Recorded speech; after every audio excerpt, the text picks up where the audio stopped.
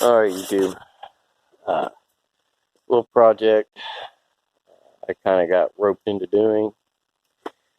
The bumper cover for Audi A4. Right here, there was literally a part where she hit a pole or something and cut it and pushed it back. It was all wadded up to one side. Honestly, it was too bad. This shouldn't have ever been fixed. They should have just got a new bumper cover for it. But she couldn't afford it. It's a lady my wife works with. So what I did was I cut that bad spot, that peeled out part out. I heated the bumper, the heat gun, pushed it back and let it cool. Went on the back side, I took a piece of aluminum and I cut it about 1.5 inches bigger than the hole out of a old aluminum dash scrap that we had from an aluminum dash. So it's sturdy but flexible. And I took some 3M panel bonding adhesive and I bonded it to the back of it. I clamped it, let it dry overnight. I come back, I fiberglassed the back side of it.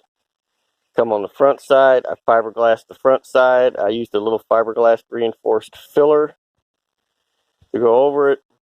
This right here is basically epoxy that I'm using. I had a couple spots where there was more or less like low spots. So instead of using spot filler, I don't care for it. I used epoxy. I'll sand it down. I've got one low spot right here. I need to bring up just a little bit more to make it so there's not a flat spot. And the radius continues. This is only in 80 grit underneath the primer.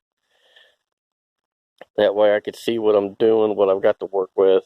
It's hard to see until you primer it, then it shows everything. But I'm going to go over this right here with a little reinforced fill and bring this spot up a little bit. I'll back sand it, knock it down with 80. I'm going to 220 it.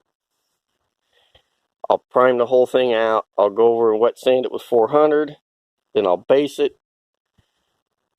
Then I'll go over the base with some 600 and wet sand it. And then I'm going to clear it and put it back on the car. But right now she's about $125 of materials into it, which was much cheaper. Bumper cover aftermarket was $400. One from Audi was just through the ceiling. But you know, Audi, I call them Udis because every time you fucking I don't care for them. I don't care for any of those cars. Audis, Benzes, BMW, I don't care. And to me, they're all made cheap as shit. Everything on them's plastic. Just like every car anymore, everything's plastic. But this shouldn't even have been saved, but I was able to fix it. I wish I got video of it before. I've got still pictures of it before, but it was literally, it come about halfway over the curve, just missed this little pop-up for the headlight washer, almost up against this hole and down to here. It was damn near as big as my hand, the part that was peeled back, and it was kind of egg-shaped.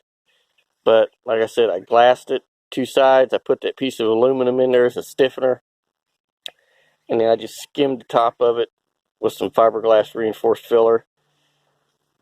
And now I'm just going to finish it up, make it look good. It ain't got to be perfect. She just don't want it to look like hell, but I'm going to make it look as good as I can. You know, I've probably got, altogether, I've probably got 8 hours in it so far. So I've worked on it here and there. But I'm going to knock that epoxy down because I kind of skimmed it with epoxy where the hole was underneath the primer. There's a little filler and a little epoxy, and yeah, it's kind of weird. Body man are probably gonna give me shit for it, but I do shit my way. It works. That's all that matters. Let me go in here and show you. We did get a few things done. The garage is an absolute mess. I don't care. My son can clean it up when he gets home. We removed all the paint off the old engine out of the S10. Removed all the paint off of it. I wiped it down 3 times with lacquer thinner. We used Eastwood high heat primer on it. And then this is VHT Black Pearl. is that color. And it's got some metallic in it, but it's hard to see. But it's setting in there.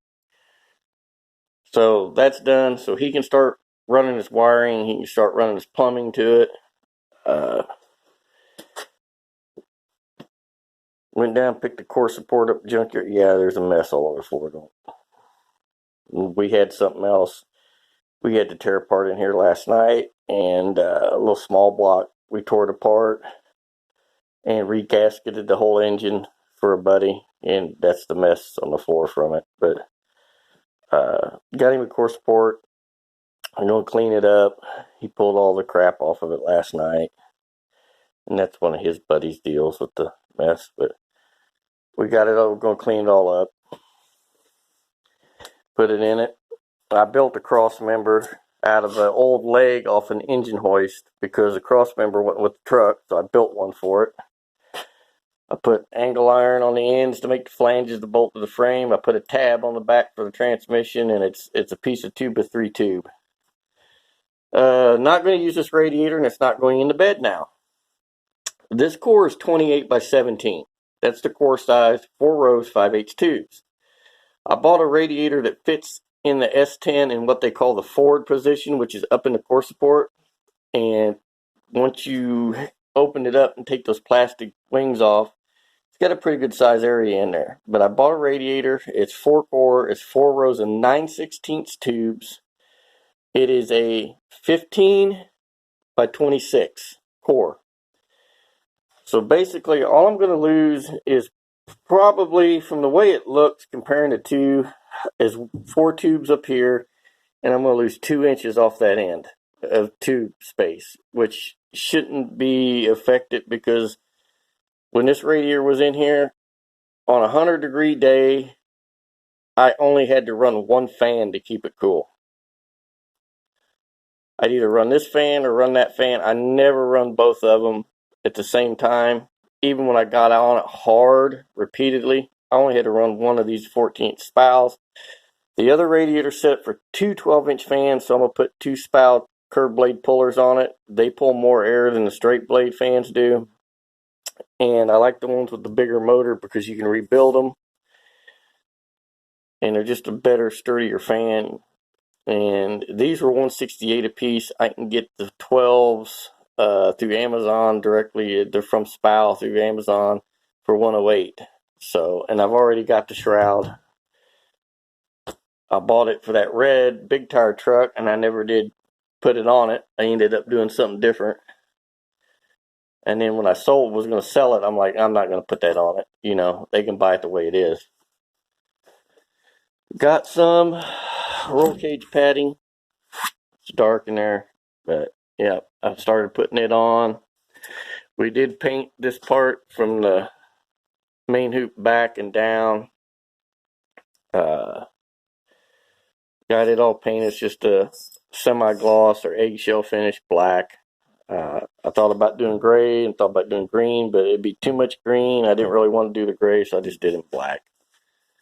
You know, I wouldn't just do it. It's done. I ain't even going to put any clear on it. If it starts to fade, I'll just touch it up. Going to end up doing aluminum door panels. And I'll show you what I did to my door panels. But a buddy of my son wants these so bad, so I'm going to give them to him. So I cut the door handle out and I cut the pocket out. I just riveted some diamond plate back in it. You know, like I said, it's a hot rod. It's not a show car. It don't look bad. But he's offering me $100 for the pair, so I'm going to sell them to him. Plus this one's kind of wore on top.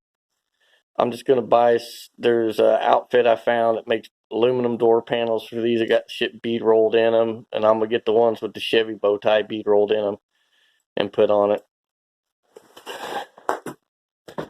I put a new window felt on the one door panel for him that I had. Instead of it laying on the shelf, I just stuck it on there on the driver's door. I made a little heat shield for the master cylinder. It's got dust all over it. It's hard to tell, but this is all painted in an eggshell finish black. It's actually a very fine textured paint. But I painted it all the way back under the cab. The rest of it's just painted black. But all of this is done. I've got to put the new brakes, which are new rotors, new bearings, 2 piston calipers, and the tubular lowers on it, control arms, and then the front end's done. We'll start setting the engine in. This is all welded in and capped off. And now with the new radiator, I don't have to cut core support up. So I'm just going to use a stock core support, set the radiator in it, and I've already measured my intercooler and all. It's going to set up here on these pads between the core support and the bumper. The top part of it, the bottom part's going to hang down a little bit below the bumper, about 3 inches, no big deal. If I have to, I'll push the bumper out about a 1/2 inch, maybe. I ain't sure yet, just kind of pre-measuring. It might have to come out about a 1/2 inch. So when I do that and I put the new bumper mounts on, I'll just scoot them out a little bit.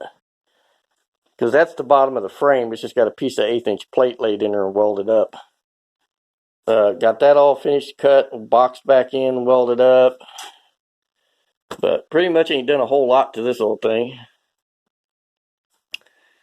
We just, like I said, we were getting that painted. And I only get about 2 days and about 6 hours out of each day to do something. So 2 days my son's off. Other than that, during the day, I babysit my 2.5-year-old grandson. But it's in. Cross member's in. Everything's good. It does have to be, the transmission's still sitting on a jack. It's got to come down about 2 inches. So it'll have a little bit more angle backwards, but it's pretty much set now. It's going to set. So he's got to pick up some new bolts. I've got 2 head bolts shoved in from each direction in the motor mount holes. I can go over and pull them out. They'll freely move. But he's got to get some new bolts for the engine mounts. And all my years of playing with Chevrolet stuff, I took the motor mounts off of another 454 block, the clamshells, the engine side. The driver's side had about a 1/4 inch triangle shaped spacer, which is right here. I have never seen something like that. The engine come out of a square bodied Chevy, come out of a 1-ton truck, dually, 2-wheel drive dualies, what the engine originally was in. It's a 76 model block, it's a date code on it, 76. But it had this spacer, which is about, I'd say it's probably closer to 3/16 and 1/4 inch, or right in between. But it was between the block and the driver's side clamshell. I don't know if it was just an offset issue that that engine may have had, or what. It looks like it's a manufactured part. I mean, it's not something somebody made, but Buddy said it might have been because the truck had been wrecked or something. The frame was tweaked a little bit or something. I don't know, but it might have just been something they needed to put in there. I don't know why they just couldn't scoot the damn mount over. But anyway, we didn't need it on this truck. It's sitting in there flush. Both holes line up like they should. So that's all that matters. So, it's in there. Anyway, that's about all that's been going on. I'm going to get that bumper probably finished up sometime today, possibly tomorrow, the latest. Get that turd out of here. I told the wife, tell the lady, pay me whatever she feels is fair. What she can afford or can't afford, it don't matter to me. When you do stuff like that for people, karma has a way of coming back and granting you good things. So that's it. Later.